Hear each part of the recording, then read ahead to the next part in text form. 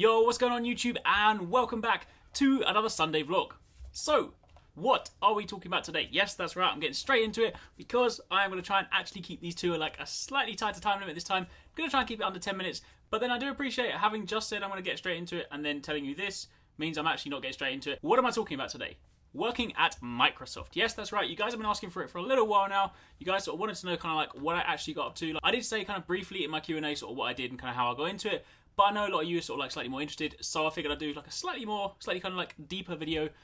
So yes, today is all about working at Microsoft, and then if we hit 50k subscribers, because we are super close, thank you so much for that. We are currently, at the time of making this video, 48,658, so really close to 50k. So if by next Sunday I hit 50k, then my next vlog will be a room/setup tour, so I can show you guys all of this. But anyway, yes, today, just before I get started, quick disclaimer, I'm going to tell you kind of like about what I did as a job, but I'm not going to tell you about like the wider kind of inner workings of Microsoft, because obviously, while I still don't work there anymore, I still signed an NDA when I started working there, so there are still things that I can't talk about.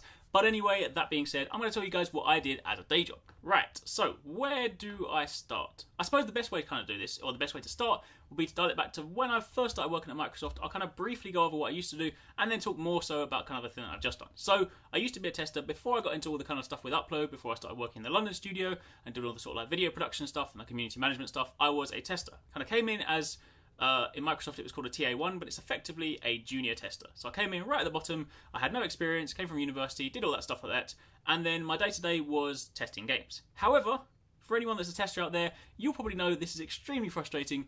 If you say to a family member or a friend that you test games, the usual response is, oh, so you play games all day? No. Well, technically, you are on a game all day, but you're not playing games in the conventional sense. Testing games and playing games are definitely not the same thing. Testing games require doing the same thing over and over and over again so that you can find something that's broken, which can then be fixed, and you can then test it again to make sure it's fixed. So a lot of the time, you have, say, a particular sort of script you need to follow. So for example, the first game that I ever tested was Forza Horizon 1, and when you're kind of doing that, you have like a certain sort of like series of tasks you need to do. So for example, when you're like testing vehicles, you need to test handling, collision, night and day, you know, there's like all the paint jobs, everything you can do in Forza. Think about all the kind of crazy things that you can do in Forza. All of that needs to be tested. So you have different teams that test different things, so you know, like the single player stuff, the multiplayer stuff, all the different car stuff, all the customization stuff. So yeah, if you happen to be testing the single player campaign, then technically speaking, you are playing games all day. But if you're testing, say, collision, and you're just driving into walls all day to make sure you can't fall out of the game world, that's not really playing the game, if you see what I mean. But anyway, that's testing, that's kind of what I did when I first started. Then I moved up to sort of like a more senior position, which was a TA2, which is effectively a senior tester. So you kind of do the same sort of stuff, but then you also sort of manage people at the same time. But then afterwards, I switched over to Upload, which is the one that I want to talk about slightly more. So, when I first started at Upload, it was kind of like, my role kind of sort of changed quite a bit since I sort of started there. Initially, I came in because Upload wasn't released, Xbox One wasn't released. It was still being built, so the idea was that we wanted to sort of like build a community before the console came out, so that way when Upload launched, people would start making videos straight away, and it wouldn't be like an empty platform void of any kind of content. So I initially came in to sort of start building a community, so I started engaging with YouTubers and different people that kind of make content to try and sort of get them almost making videos before the console came out, or at least sort of lining them up so that when it did come out, they make videos and upload, and that way it would kind of sort of like seed the system. But obviously as that kind of transpired, then later on just everyone else that got an Xbox One just suddenly started jumping on Upload, making loads of videos, and then it kind of went from there. So then that was like my initial kind of where I started. And then once the console was out, everything completely changed. You know, after that, it's a case of part of my role was sort of managing the community. So on a day-to-day basis, when people used to submit clips to Upload, so then obviously I would watch through those, find the really good ones, and then the good ones would then go up on the main tile, and they would get featured. So then I was able to publish the videos to the front page.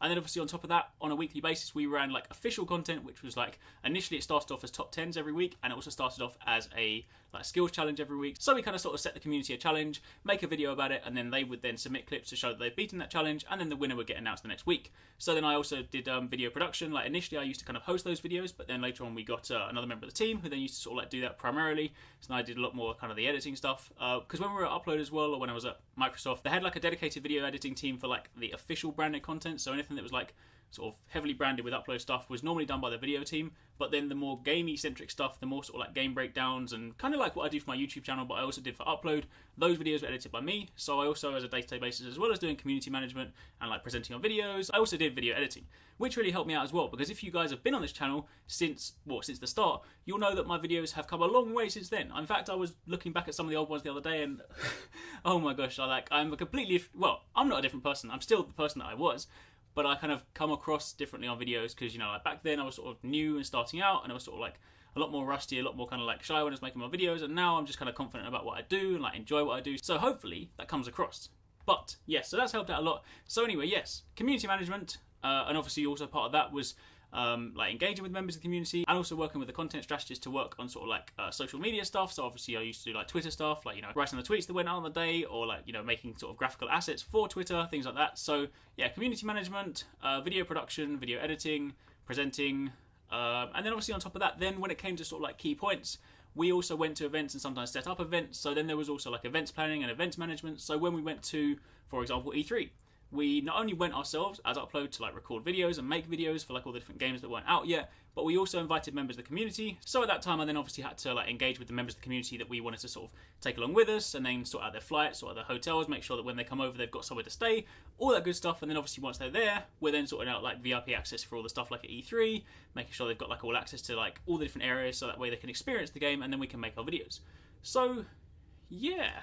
Oh yeah, also then obviously you kind of have what's known as like account management. So whenever like you work with, say, like a developer or a publisher, there's normally like an account manager. So say for example a game's coming out, let's say for example Forza. Whenever like before the game came out, when we were going to produce some coverage for it, we speak to the Forza team, we speak to the account managers, we kind of agree on the content that we're going to make to sort of support their title, and that way you sort of like, you know, relay with them, you kind of make the videos, you push it to them, they then push it to the team, and then, you know, you have this kind of like nice ecosystem that kind of makes everything sort of work together, so to speak. So that way, whenever a game would come out, we'd have like a week-long sort of coverage for things. We'd have videos every single day. We'd theme the skills challenges, so it's for that particular game. We'd theme the top 10s, and then obviously any kind of community clips for that week would typically be featured for that game as well. And that is pretty much it. I'm trying to think. I think the thing is as well, because when I worked there, the thing that was so great about that job, we had such a small team that every single person in the team did completely different things, just because there was so much stuff to do. The Upload service was run by the UK team, the team that sort of like I work with, so just our very small team ran it for the entire world. So you have to publish content for like 13 different territories, you have to worry about like localized content, different things like that. So all of that was run by a very, very small team, and because there was so much to do, everybody had to do completely different things. So that meant no one person was sort of like, you know, just assigned to one role. You know, you didn't just have like a community manager who just did Twitter or just did like messages. You had one person that was like, that might be their main focus, but they also did loads and loads of other things just because of the sheer amount of stuff we had to do, which did mean that I worked really long hours, but at the same time it was really cool because it was so varied that every single day was different, and it was just, I think that's what I loved about it. So yeah, that is pretty much it for this week's episode. Except one thing. I meant to do this last week, but I recorded the video, edited it, uploaded it, and was like, crap, I forgot.